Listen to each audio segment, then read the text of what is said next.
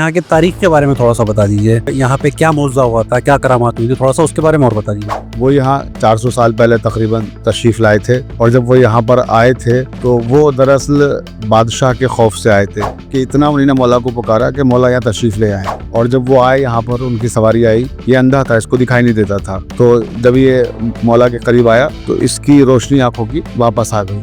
यहाँ पर एक कुआं भी है जिसके पानी से लोगों को शिफा मिलती है। इसके अलावा एक शेर दरवाज़ा भी यहाँ है जो इसी दरगाह का बैक साइड में है। तो उस दरवाजे के बारे में है कि शब जुमा यहाँ शेर आया करता था। और जो यहाँ मौला के जो काम होते हैं, जो उनके उमूर हैं, जो जैसे महफिल है, जैसे मजालिस हैं, उनके प्रोग्राम में रखना अंदाजी करता है, दिक्कतें पैदा करने की कोशिश करता है, प्रोग्राम को ख़राब करने की कोशिश करता है, तो वो तबाह हो जाता है। वो रुसवा भी होते हैं और ऐसी बीमारियां उनको लगती हैं कि वो ऐसे सड़ के मरते हैं कि लोग उनके लिए इबरत बन जाते हैं। मतलब इतनी पब्लिक जो इकट्ठी होती है यहाँ पे आके, तो वो क्यों होती है, उसकी वजह क्या है? जी बताता हूँ मैं आपको क्या वजह है। तकरीबन कितने ज़ायरीन आ जाते हैं मतलब यहाँ पे, जैसे सालाना मजलिस में जो ज़ायरीन यहाँ पे आते हैं, उनके रहने के लिए, उनके खाने के लिए क्या इंतजाम हैं? जैसे इतने ज़ायरीन आए हुए हैं, उनकी सिक्योरिटी के लिए क्या इंतजाम हैं यहाँ पे? बिल्कुल, बहुत सही। सलाम, नमस्ते, सत श्री अकाल। मैं हसन जैदी की लाइव में आपका बहुत बहुत स्वागत करता हूँ। तो अभी इस वक्त मैं यहाँ पे हूँ दरगाह आलिया नजफ हिंद, जोगीपुरा डिस्ट्रिक्ट बिजनौर के अंदर। तो यहाँ पे मेरे साथ में मौलाना है, थोड़ा सा उनसे तारीख के बारे में जानेंगे और जो सालाना मजलिस है थोड़ा सा उसके भी बारे में जानेंगे। तो चल फिर डायरेक्ट जो है वो मौलाना से बात करते हैं।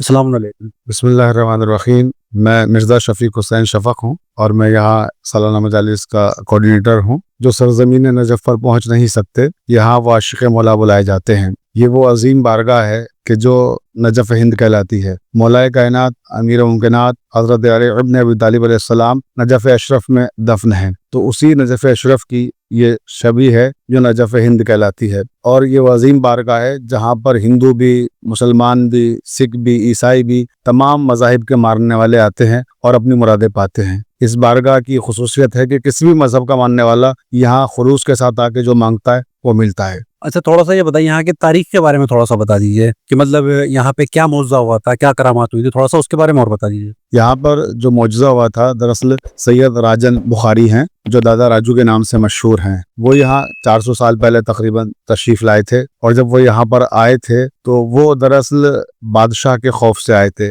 मुगलिया सल्तनत का वो दौर चल रहा था और उस वक्त औरंगज़ेब बादशाह बना था। तो औरंगज़ेब का ज़माना था और शाहजहां को उसने कैद कर दिया था। ये शाहजहां के करीबी लोगों में से थे और जय्यद उलमा में थे। तो ये जो भी उस वक्त शाहजहां के करीबी लोग थे, औरंगज़ेब उन्हें सबको चुन चुन के मार रहा था, कत्ल कर रहा था और ख़ुद उसने अपने बाप को भी कैद कर रखा था। तो इसलिए ये भी उसके खौफ से वहाँ से छोड़ के दिल्ली का इलाका और इस तरफ आए पनाह की नीयत से। तो जब वो यहाँ आए तो ये सादात की बस्ती थी, छोटी सी बस्ती थी उस वक्त, और यहाँ पर वो आके पनाह लेते हैं। और जब वो पनाह लेते हैं तो उनकी ज़बान पर हर वक्त सिर्फ एक ही नाम रहता था, या अली अदरिकनी, या अली अदरिकनी, या अली अदरिकनी। वो यही विर्द पढ़ते रहते थे। तो रिवायत के फ़िक्र ये हैं कि जो उलमा और अकाबरीन ने हमारा बयान किया है कि इतना उन्होंने मौला को पुकारा कि मौला यहाँ तशरीफ़ ले आए। और जब वो आए यहाँ पर उनकी सवारी आई तो उस वक्त यही एक मशहूर है कि बहुत ही मामूली गरीब एक था, चरवाहा टाइप का इंसान, वो अपना बकरियां और वो जो उसके चरवाहे थे उनको चरा रहा था। तो उसने देखा कोई सवारी आई तो वो आके रुके और उसको बुलाया कि मैं सैयद राजन बुखारी से मिलना चाहता हूँ। तो उन्होंने कहा वो तो यहाँ है नहीं।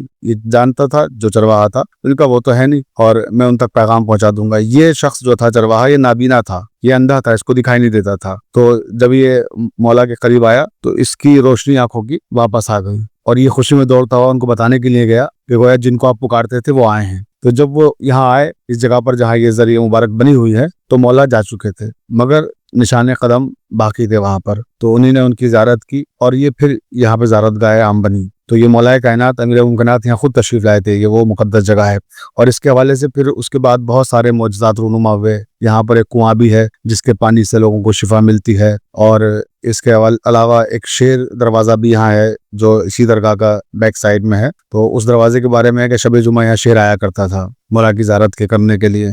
तो ऐसे बहुत सारे मौजज़ात और वाक़यात हैं जो इस दरगाह से जुड़े हुए हैं। लेकिन इसकी सबसे बड़ी खूबी यह है कि इस दरगाह में जो भी आता है खुलूस नीयत के साथ, वो यहाँ के जो मांगता है वो अपनी मुराद पूरी कर पाता है, उसकी मुराद पूरी होती है। और जो यहाँ मौला के जो काम होते हैं, जो उनके उमूर हैं, जो जैसे महफिल है, जैसे मजालिस हैं, उनके प्रोग्राम में रखना अंदाजी करता है, दिक्कतें पैदा करने की कोशिश करता है, प्रोग्राम को ख़राब करने की कोशिश करता है, तो वो तबाह हो जाता है। ये भी हमने अपनी आंखों से देखा है कि वो लोग तबाह बर्बाद हो गए। जिन्होंने दरगाह को नुकसान पहुंचाया वो तबाह बर्बाद हुए, जिन्होंने दरगाह को लूटा वो तबाह बर्बाद हुए। यानी अल्लाह के आखिरत में तो उनको हिसाब देना ही देना है, वो तो अभी हिसाब बाकी है। लेकिन इस दुनिया में भी जलील भी होते हैं, वो रुसवा भी होते हैं, और ऐसी बीमारियां उनको लगती हैं कि वो ऐसे सड़ सड़ के मरते हैं कि लोग उनके लिए इबरत बन जाते हैं वो। तो मैं उन लोगों को पैगाम देना चाहता हूँ कि जो अगर इस तरह का कभी कुछ सोचते हैं दरगाह के हवाले से, कि वो ऐसी चीजों से बाज आएं और मौला की बारगाह में खुलूस से आएं और अपनी मुरादें पाएं और इज्जतें हासिल करें इस दर पे आके, और यहाँ की मुखालफत करके रुसवाई मोल ना लें। अच्छा ये बताइए कि जो अभी सालाना मजलिस है ये कितने दिन होती है मतलब? ये 4 दिन तक मजलिसें होती हैं, आज दूसरा दिन चल रहा है इसका। अच्छा, जैसे हर साल जो है वो पहले यहाँ पे होती थी मजलिस, उसके बाद में फिर बगरे में होती थी, तो आपके यहाँ पे मतलब बाद में क्यों हुई? इसकी वजह क्या है? नहीं, इसकी ऐसी कोई खास वजह पहले और बात की नहीं है। उन्होंने मुझे फोन किया था, इमरान साहब जो वहाँ के सेक्रेटरी हैं, और उन्होंने कहा कि क़िबला आप जब अपनी तारीख का ऐलान कर देंगे उसके बाद फिर हम लोग ऐलान करेंगे, क्योंकि हम लोग आपका बड़ा मरकज है, उसके बाद हम करते हैं। और वैसे भी बड़ा मरकज है क्योंकि ये बाप की बारगाह है, वो बेटे की है ना, तो ये भी एक निस्बत है। तो उन्होंने कहा हम एहतराम करते हैं इस चीज का, तो पहले वहां से ऐलान होता है फिर हम करते हैं। तो फिर हमने जब ऐलान कर दिया उसका उन्हें ऐलान कर दिया, वो कोई ऐसा इशू नहीं है पहले और बाद का। तो जो 4 दिन की जो मजलिस होती है मतलब इसमें क्या बयान होता है? जैसे जो अहले तशय्युस हैं उनको तो सभी पता ही है, जो अहले सुन्नत से हैं, जो नॉन मुस्लिम है, उनको भी थोड़ा सा पता लगना चाहिए कि यहाँ पे मजलिसों में मतलब ऐसा क्या चीज बयान होती है। मतलब देखिए यहाँ पर आप जो मतलब इतनी पब्लिक जो इकट्ठी होती है यहाँ पे आके, तो वो क्यों होती है, उसकी वजह क्या है? जी बताता हूँ मैं आपको क्या वजह है। अभी आप जाएंगे जब हाल में हमारे जो मजलिस हो रही है, शमसुल हसन हाल है जिसका नाम, वहाँ पे मजलिसें चल रही है इस वक्त, और उलमा पढ़ रहे हैं 2 दिन से। कल भी यहाँ पे 12 मजलिसें हुई थी, और आज भी इंशाल्लाह 12 होंगी, कल भी 12, परसों भी 12। परसों लास्ट प्रोग्राम होगा हमारा, आखिरी दिन होगा। तो यहाँ पर जो प्रोग्राम ये हो रहे हैं, जो मजलिसें हो रही हैं, ये सिर्फ खाली शियों के लिए नहीं है।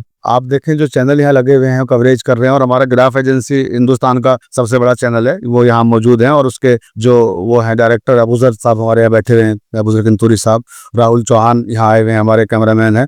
तो आप देखें कि यहाँ पे हर मजहब के लोग आए हुए हैं, और हर मजहब के लोगों को पैगाम दिया जा रहा है। और पैगाम ये दिया जा रहा है कि अहले बैत अलैहिमुस्सलाम जो है वो किसी एक मजहब या मसलक की मीरास नहीं है, वो किसी एक फिरके के लिए नहीं है। उनका पैगाम आफाकी है, इंटरनेशनल है, पूरी दुनिया के लिए है। चाहे आप किसी भी मजहब से ताल्लुक रखते हो, इमाम अली की जो सीरत है वो हर एक के लिए फायदामंद है, वो हर एक के लिए नफा बख्श है। तो इमाम अली की सीरत बयान की जाती है यहाँ पर, और अहले बैत अलैहिमुस्सलाम के जो कारनामे हैं इल्मी अदबी वो भी बयान की जाती है, और उनकी सीरत खासतौर से बयान की जाती है, जिससे तमाम दुनिया के इंसान उस सीरत पे अमल करके अपने किरदार को रोशन और मुनव्वर कर लें। तकरीबन कितने ज़ायरीन आ जाते हैं मतलब यहाँ पे जैसे सालाना मजलिस में? यहाँ पे तकरीबन देखिए जो ज़ायरीन आते हैं, एक वक्त में अगर देखिए तो 25-30 हज़ार का मजमा हर वक्त यहाँ होता है, हर वक्त होता है। लेकिन ऐसे अगर तादाद देखिएगा 1,00,000-1.25 लाख के ऊपर चली जाती है 4 दिन में आने वालों की, क्योंकि लोग जैसे अभी जो कल आए थे बहुत से लोग जा चुके हैं, बहुत से लोग आज आ रहे हैं, बहुत से लोग आज आके फिर कल जाएंगे, ऐसे फिर कल आएंगे फिर परसों जाएंगे। कुछ लोग आते रहते हैं जाते रहते हैं, कंटिन्यू से चल रहा है। कुछ लोग ऐसे हैं जो पहले दिन आके और लास्ट दिन जाते हैं, ऐसे भी लोग हैं, वो भी हजारों की तादाद में, बड़ी तादाद में ऐसे लोग हैं जो 4 दिन रुकते हैं। लेकिन बहुत से लोग ऐसे हैं जो 1 दिन के लिए आते हैं, 2 दिन के लिए आते हैं, आते जाते रहते हैं। लेकिन 1.25 लाख के करीब यहाँ लोग मोमिन आते हैं इस दरगाह में। जो ज़ायरीन यहाँ पे आते हैं उनके रहने के लिए, उनके खाने के लिए क्या इंतजामात हैं? जी, उनके रहने के लिए जो यहाँ पे ज़ायरीन आते हैं उनके लिए क्वार्टर्स से, जितने हमारे पास कमेटी के पास वो क्वार्टर्स दिए जाते हैं। उसके अलावा कुछ प्राइवेट क्वार्टर्स बना रखे हैं लोगों ने अपने अपने, वो लोग किराए पर देते हैं। उसके अलावा टेंट यहाँ पे लगाए जाते हैं, खेमे लगाए जाते हैं। जिनको क्वार्टर नहीं मिल पाते, क्योंकि क्वार्टर इतने नहीं है यहाँ पे कि हम 1.25 लाख लोगों को क्वार्टर दे सके, है ना, बहुत ज्यादा लोग हो गए ना, तो इसलिए हम लोग खेमे लगाते हैं, टेंट लगाते हैं उनके लिए, और वो फिर टेंट में रुकते हैं। तो जो टेंट वगैरह हैं और जो मतलब रूम वगैरह है उनके आप मतलब वो पे करते हैं या वो फ्री रहते हैं? मतलब नहीं, फ्री नहीं रहते हैं वो। फ्री हम कैसे इतने लोगों को रख सकते हैं? तो उसमें यह है कि बहुत मामूली किराया लिया जाता है उनसे, वाजिबी किराया बस। कितना? अभी ये तो हमारे जो टेंट के इंचार्ज है वो बताएंगे, है ना, टेंट का सबको अकॉर्डिंग उसी का प्राइस भी होता है। जैसे छोटा टेंट है तो उसकी कम कीमत होगी, फिर उसके ऊपर फिर जैसे जैसे साइज बढ़ता जाता है टेंट का, वैसे वैसे उसका रेंट बढ़ता जाता है। जी, तो ये असल में हमने सब शोबे बांट रखे हैं ना, किसी को टेंट का दे रखा है, कोई बाजार का देख रहा है, तो उसके कीमतें क्या है, एक एक चीज तो मैं नहीं बता पाऊंगा, वो तो हमारी सब मिलकर कमेटी को पता है चीजें हर एक की, है ना, अलग जिम्मेदारी है। जैसे इतने ज़ायरीन आए हुए हैं उनकी सिक्योरिटी के लिए क्या इंतजाम है यहाँ पे? बिल्कुल, बहुत सही। सिक्योरिटी के लिए यहाँ पे इंतजाम है कि हम यहाँ पे जिला इंतजामिया के खासतौर से शुक्रगुजार हैं। प्रशासन हमारी बड़ी मदद कर रहा है इसमें, और यहाँ पे जगह जगह आप देखेंगे हर 4 कदम के बाद 4-6 पुलिस वाले यहाँ बैठे हुए हैं, और हर तरफ पूरे खित्ते में पुलिस बिखरी हुई है। और जब एंट्री आप करेंगे गाड़ियां वहां चेक करके भेजी जा रही हैं। हाँ देखा है मैंने, है ना, और बगैर पास के कोई गाड़ी अंदर नहीं आ सकती है, अंदर वही आएगी जिसके पास पास है, वरना वहीं पार्किंग में रोक दी जा रही है गाड़ी। तो इस तरह से जो हमारे यहाँ के प्रशासन के लोग हैं और हमारे जिला अधिकारी हैं बिजनौर के, एडीएम सिटी हैं और जो हमारे पुलिस अधिकारी दीगर हैं, दूसरे लोग हैं, वो सब बड़ा हमें ताउन कर रहे हैं, बहुत कोऑपरेट कर रहे हैं। हम उनका खासतौर से आपके चैनल के माध्यम से शुक्रिया भी अदा करना चाहते हैं। अगर उनका ताउन हमें हासिल ना हो तो हम इतना कामयाब प्रोग्राम नहीं कर सकते हैं। यानी हमारी कमेटी, हमारी कम्युनिटी और हमारे लोग वो सब अपनी जगह पर हैं, लेकिन प्रशासन का जो योगदान है वो भी काबिल तारीफ है। आपसे बात करके बड़ा अच्छा लगा, आपने जो अपना कीमती समय दिया। तो बस मैं वीडियो को यहीं पे एंड करता हूँ। मुझे उम्मीद है कि आपको वीडियो पसंद आई होगी। अगर वीडियो पसंद आए तो प्लीज वीडियो को लाइक करें और अपने सभी फ्रेंड्स और फैमिली के साथ में इस वीडियो को ज्यादा शेयर करें। अगर आप चैनल पे पहली बार आए तो आप चैनल को भी सब्सक्राइब कर लें और उसके बराबर में जो नोटिफिकेशन बेल है आप उसको दबा के ऑल पर सेलेक्ट कर लें, ताकि मैं जब भी कोई नई वीडियो बनाऊं उसी टाइम पर उस वीडियो को नोटिफिकेशन आपको मिल जाए। तो मिलता हूँ आपको नेक्स्ट वीडियो में, जब तक के लिए बाय बाय, टेक केयर। और अभी जो है हम बाहर चलते हैं, बाहर जाहिरीनों से हम बातचीत करते हैं। तो चलिए फिर बाहर चलते हैं।